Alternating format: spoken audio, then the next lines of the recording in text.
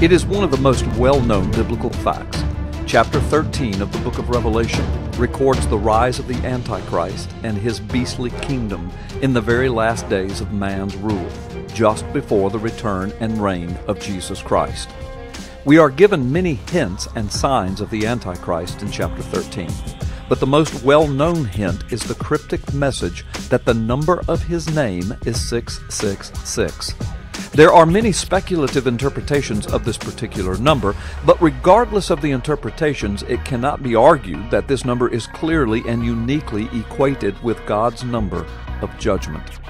It is the number of evil. It is the number associated with a coming destruction. Interestingly and curiously, the number 666 is found only two other times in the Bible, once in 1 Kings chapter 10 and once in 2 Chronicles chapter 9. But both of these incidences record the same event, and the event is associated with the life of King Solomon.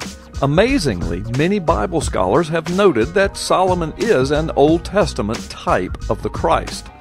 But in the latter years of his reign, Solomon's life became a symbol of the Antichrist. Observe the timeline of the story in 1 Kings 10 and 11. First, the Queen of Sheba visits Solomon and is impressed with his wisdom and his great and vast wealth. Solomon's pride begins to swell.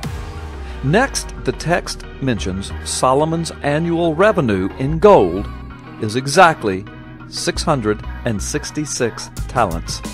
After that mention and the specific noting of that particular number, 666, it's a downhill slide.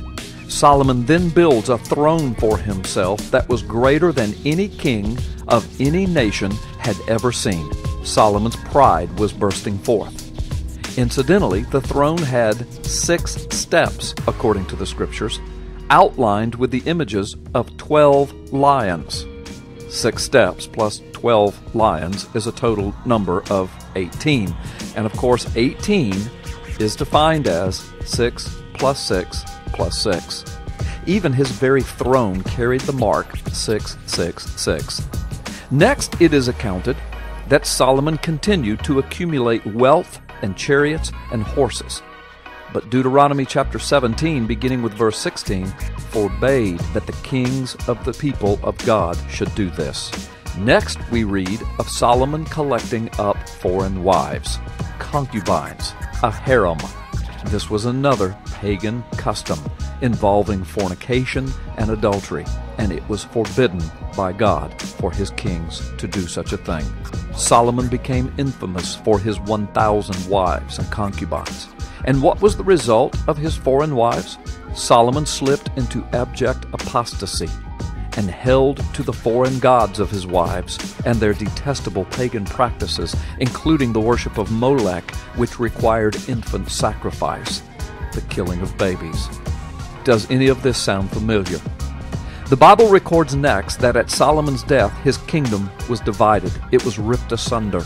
Civil war erupted, and eventually God's people came under one godless king after another, until God's people were finally taken into captivity by the Assyrians and then the Babylonians. But the downhill slide all began with the recording that Solomon's annual income in gold was exactly 666 talents. The world community that we now live in celebrates wealth and military power, war, terrorism, violence, fornication, adultery, homosexuality, and abortion. The world we live in worships gold and fleshly lusts. World economies are collapsing. World powers are now shifting. Middle Eastern and Muslim nations are in turmoil, and terrorism threats determines the domestic and foreign policies of the nations. Thrones are being set up, wealth is being amassed, and armies are being built with nuclear arsenals, all at unprecedented rates in world history. Could it be that we are now living in the days of 666, regardless of whether or not we are in those particular days? If you have not already done so, today would be a great day for you to turn to Jesus as Savior and Lord.